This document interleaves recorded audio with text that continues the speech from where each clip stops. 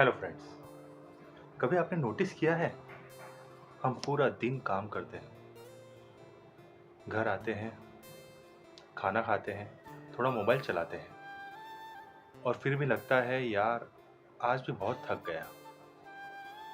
लेकिन सवाल ये है, हम काम से थक रहे हैं या जिंदगी से? और सबसे अजीब बात पता है, कभी कभी हमारे पास कोई बड़ी प्रॉब्लम भी नहीं होती, फिर भी मन हैवी रहता है। छोटी सी बात पर इरिटेशन, पार्टनर की छोटी सी बात पर बुरी लग जाती है, बच्चा कुछ बोल दे तो गुस्सा, घर वाले कुछ पूछ ले तो मन करता है भाई प्लीज़ मुझे अकेले छोड़ दो। और फिर रात को जब सब सो जाते हैं, हम चुपचाप मोबाइल देखते हुए सोचते हैं मेरे साथ हो क्या रहा है। सच बताऊं, आजकल हमारे पास प्रॉब्लम से ज़्यादा प्रॉब्लम्स के बारे में सोचने का टाइम है। पहले इंसान काम करता था और घर आकर रिलैक्स करता था। आज इंसान घर पर भी काम करता है और काम पर भी घर के बारे में सोचता है। बॉडी ऑफिस में होती है, दिमाग कहीं और इसी वजह से हम थकते जा रहे हैं। एक हस्बैंड पूरा दिन काम करके घर आता है, उसको लगता है बस घर आकर थोड़ा सुकून मिले। वाइफ पूरा दिन घर, बच्चे, रिस्पॉन्सिबिलिटी संभाल कर बैठी है, उसको भी लगता है बस हस्बैंड आए तो थोड़ा सपोर्ट मिले। फिर भी हस्बैंड घर आता है, वाइफ बोलती है आपको घर की कोई रिस्पॉन्सिबिलिटी ही नहीं।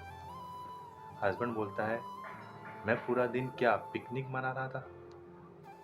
और बस दो थके हुए लोग एक दूसरे को समझाने के बजाय एक दूसरे से लड़ने लगते हैं।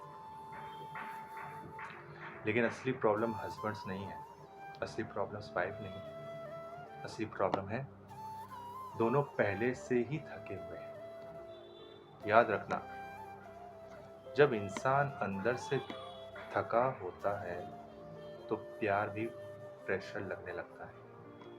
इसी वजह से कभी कभी पेरेंट्स कहते हैं बच्चा बदल गया। बच्चा सोचता है पेरेंट्स मुझे समझते ही नहीं।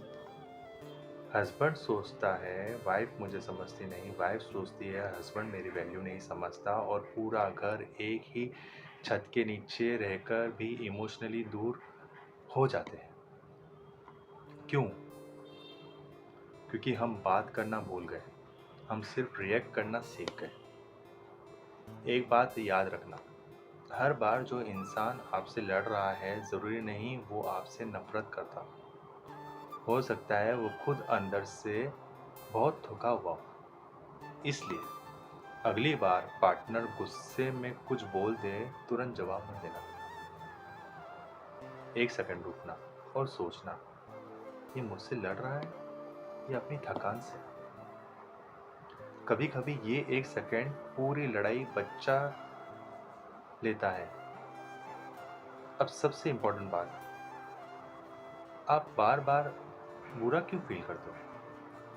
क्योंकि हमारी ज़िंदगी में एक डेंजरस हैबिट आ गई है, कंपैरिजन। उसके पास कार है, मेरे पास नहीं। उसके पास बड़ा घर है, मेरा छोटा। उसकी सैलरी ज़्यादा है, मेरी कम। उसके बेचने उसके बच्चे बेटर परफॉर्म कर रहे हैं, मेरे नहीं। उसकी वाइफ हस्बैंड रोमांटिक है, मेरी नहीं। और सोशल प्रॉब्लम जैसे में सोशल मीडिया तो और भी कमाल करता है। वहाँ सबकी लाइफ परफेक्ट दिखती है, बस अपनी ही लाइफ बोरिंग लगती है। लेकिन याद रखो, इंस्टाग्राम पर लोग अपनी लाइफ दिखाते हैं, अपनी लाइफ की रियलिटी नहीं। आप किसी के 30 सेकेंड के हैप्पी मोमेंट को अपनी पूरी ज़िंदगी से कंपेयर कर रहे हो। ये कंपैरिजन कभी ख़त्म नहीं होगा। भगवान का सिंपल उपाय, अब मैं कोई डिफ़िकल्ट पूजा नहीं बताऊंगा, ना कोई महंगा रिचुअल, ना कोई बड़ा टोटका।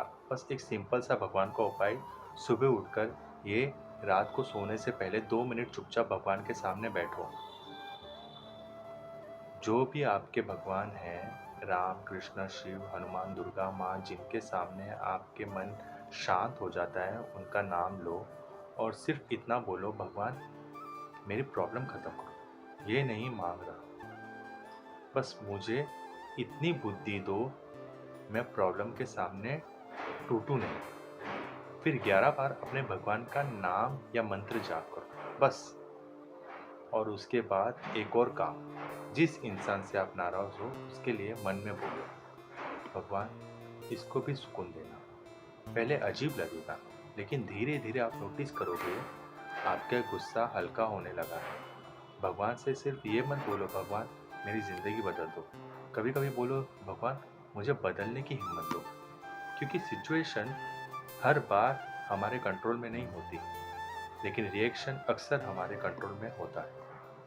लाइफ की सबसे बड़ी असलियत देखो, जिंदगी में पैसा ज़रूरी है, करियर ज़रूरी है, घर ज़रूरी है, फैमिली ज़रूरी है, लेकिन एक स्टेज के बाद इंसान को समझ आता है सुकून भी एक अचीवमेंट है। आपके पास लाखों रुपये हो, लेकिन रात को नींद ना आए तो फिर क्या फ़ायदा।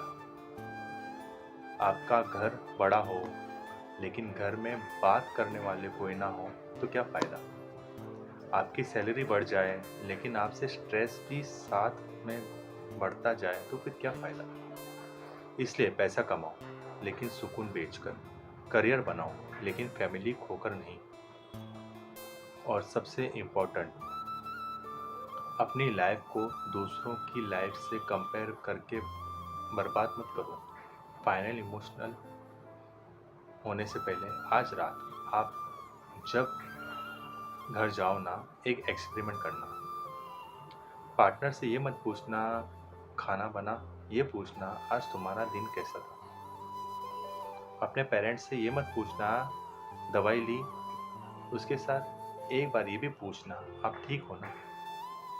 अपने बच्चों से सिर्फ मत पूछना होमवर्क किया, कभी पूछना आज स्कूल में सबसे अच्छा क्या हुआ। क्योंकि फैमिली को सिर्फ पैसा नहीं चाहिए, फैमिली को आपके वक्त चाहिए। और पार्टनर को हर बार सॉल्यूशन नहीं चाहिए, कभी कभी सिर्फ कोई सुनने वाला चाहिए। और अगर आप आजकल बहुत थके हुए हो, एक बात याद रखना, आप वीक नहीं हो सकता है आप बहुत कुछ चुपचाप हैंडल कर रहे हो, लेकिन हर चीज़ अकेले हैंडल करना ज़रूरी नहीं है। किसी